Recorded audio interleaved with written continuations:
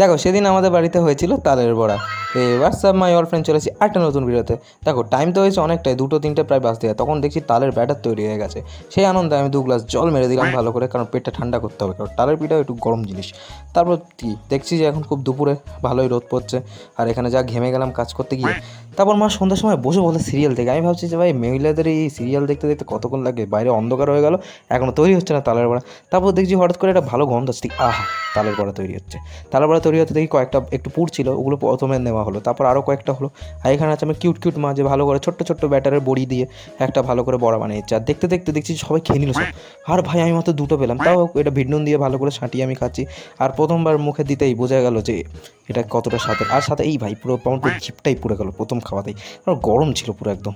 তারপর কি আস্তে আস্তে খাই, আর খেতে খেতে দেখছি আমাদের ভারতের কথা বলছে আর সাবমারিনের কথা। তাই জয় হিন্দ বলে দিলাম। আমি এখন টিভি দেখি, তোমরা ভিডিওটাকে লাইক করো, চ্যানেলটাকে সাবস্ক্রাইব করো। বাই।